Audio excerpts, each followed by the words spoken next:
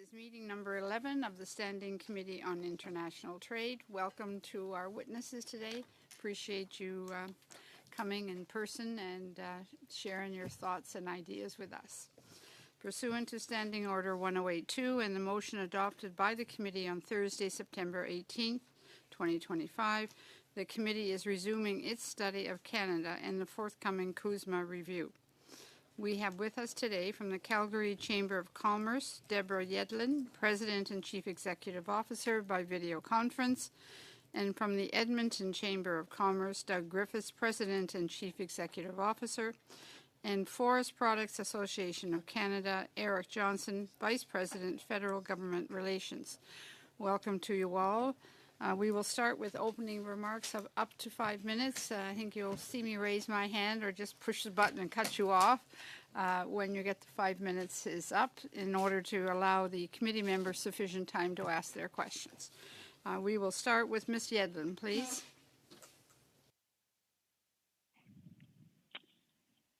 Thank you, Madam Chair and members of the committee. My name is Deborah Yedlin, and I'm the President and CEO of the Calgary Chamber of Commerce, representing 1,700 members and approximately 400,000 Calgarians. I'm joining you today from Calgary. I'm sorry, Ms. Yedlin. Can you raise your volume on your end? Or lower your mic a little bit? How's that? Is that better? No. Okay. Can you hear me now? Just wait. No? Just hold on a second.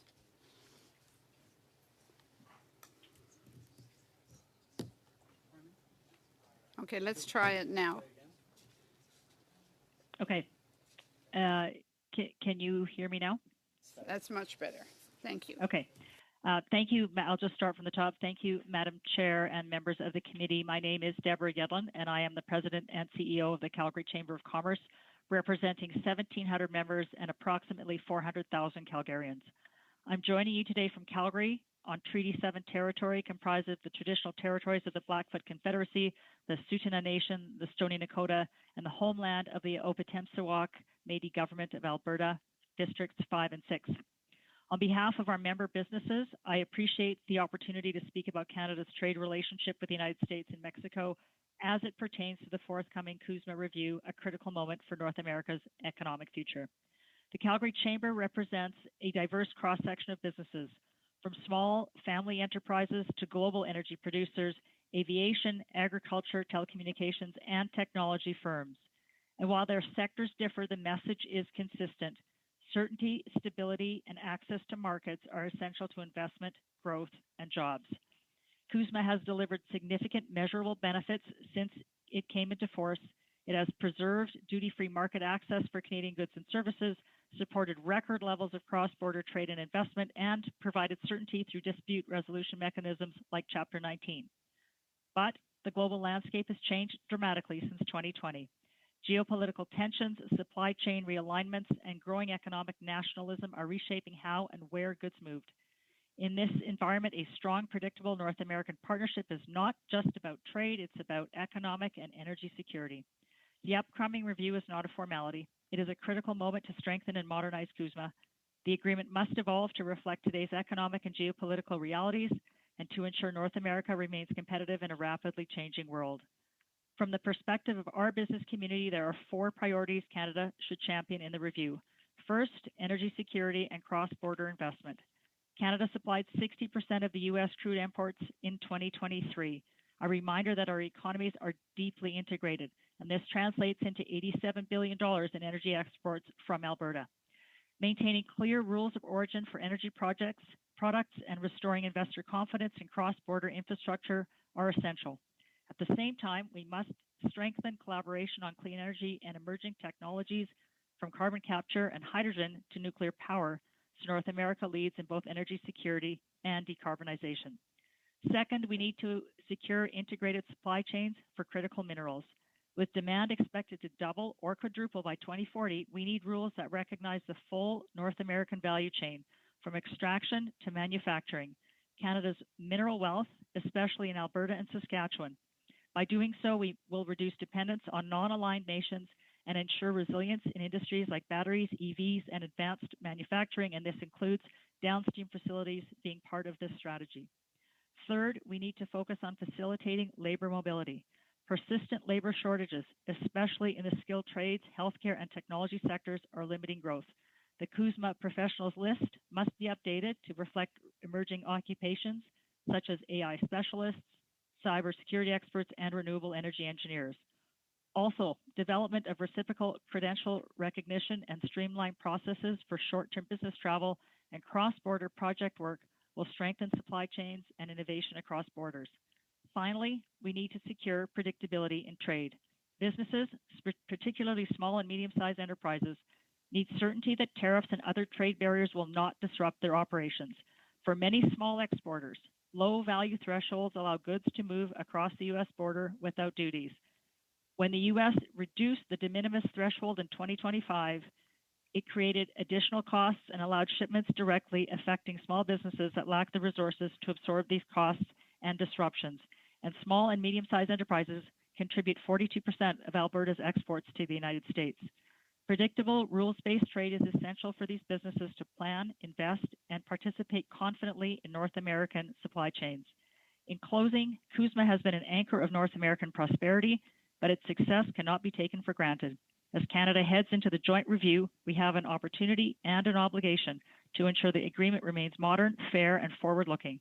By focusing on energy security, supply chain resilience, labor mobility, and trade predictability, Canada can strengthen its competitive position and reaffirm our role as a reliable partner and indispensable neighbor in North America. Thank you, Madam Chair. I look forward to the questions. Thank you very much. Mr. Griffiths, please, you're up to 5. Good afternoon, and thank you for the opportunity to speak. My name is Doug Griffiths, President and CEO of the Edmonton Chamber of Commerce. I'm here on behalf of the Chamber's 2,000 member organizations and the broader community of 38,000 Edmonton businesses whose success depends on a stable and accessible North American market. Businesses and consumers across Canada are concerned.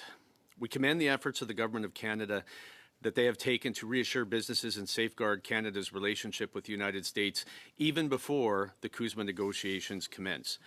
Canada's relationship with the United States is the backbone of our economy, as each day Canada-US trade supports about 3.3 million Canadian jobs. In my home province of Alberta, around 90% of the province's exports go to the United States, the highest in the entire country. The integration of the Canadian and U.S. economies has never been more evident. Companies of all sizes now operate across both countries. Products often cross the border multiple times before reaching consumers, while employees travel frequently to collaborate, deliver services, and sustain operations. For example, Edmonton's Little Potato Company offers a clear example of this.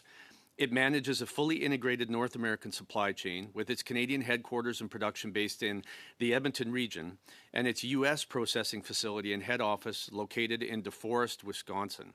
The company's success depends on strong cross-border relationships. It sources from growers in both countries, employs workers across both economies, and supplies retailers throughout North America. We're pleased to see the government has maintained strong relations and open communications with the U.S. and Mexico. As Canada enters the next round of CUSMA negotiations, protecting and deepening those trusted cross-border relationships must be a central priority. To the extent possible, Canada should protect CUSMA's existing core provisions as they provide predictability and stability for businesses operating across the border. In 2024, 76% of Canada's goods exports went to the United States, and two-way trade surpassed $1 trillion for the third consecutive year. Canada remains the top export market for more than 30 U.S. states, and we remain critical to their success as well. When tariffs were announced earlier this year, I reached out to my counterparts in several U.S. capital city chambers. A clear consensus emerged. We must keep the border friction-free and the rules clear. Canada and American businesses and the chambers of commerce that represent them agree that free trade is the right path forward. We recognize and appreciate that this is also the goal of the Canadian government. We all know that no one wins a trade war. Protectionism and uncertainty hurt businesses, workers, and communities on both sides of the border. The current trade dispute was not of Canada's making, but it has created an opportunity for resolution. Over the past 9 months, we've seen how vulnerable our country can be and our economy can be, and why Canadian businesses must diversify their supply chains and export markets. To do that, they need the right support and right policy environment. As CUSMA discussions begin, Canada must secure a stable, rules-based framework. If tariffs remain, they should be clearly defined, time-limited, and carrying meaningful penalties for unilateral changes.